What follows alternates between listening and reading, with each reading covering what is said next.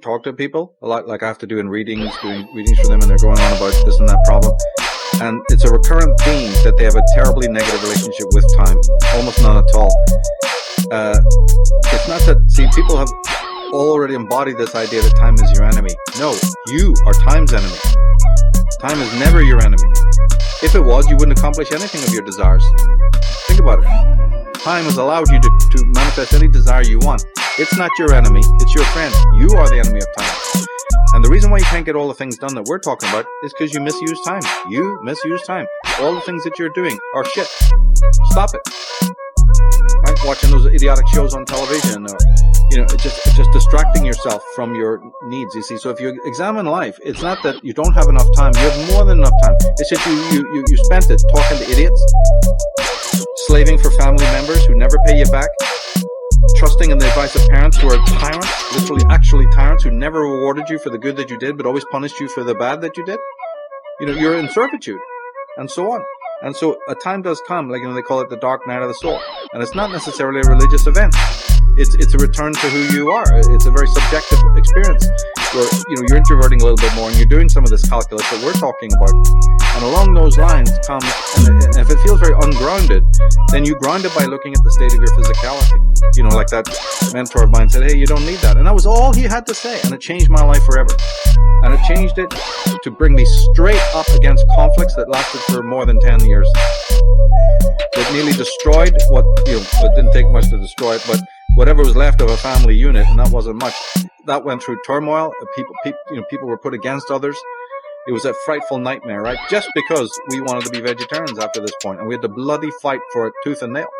So, as I say, on the path of enlightenment, you'll know that you're on the right track when you're getting all the flack. So, there is a will, but you also talked, Ronnie and I, about the fact that, and you just encapsulated it brilliantly, because where do I get the bioenergy to tap into my bioenergy? Right. Yeah. If I'm exhausted and wiped out, the thing looks paradoxical. I'm all for what you guys are saying, but I lack the energy to tap into the energy. So we have no Western model. The lies that have been taught, it's like what Aaron Rousseau was saying, we're torn to shreds. There's so many things that are not said in school and college and university, so many things that the parents have not taught us. And that's what we have to then pick up the slack in our own time and teach us. Now, actually, there is a resolution to that, and that is work with the, martial arts and Qigong and Tai Chi that know all about that, and slowly, incrementally, you'll awaken that Qi. But the all-important thing is that will first require you to change your relationship with time. And I don't know if it was clear before when you and I talked, the message I was making at that time to the listeners was, it's entirely in your hands. You have all the time in the world, but you must make it. You must completely go for the long haul, because a lot of what we're talking about, like you said, about checking back and, checklisting yourself and going, it also implies going for the long haul. I've done that in my career. I've not done things, just for short-term successes. I've thought in terms of very many years, to take a thing through to ferment. They say the greatest water is the freshest, but the greatest wine is the oldest. So you have to learn this fermentation process of being able to think 20, 30 years of this process that you're going to take on.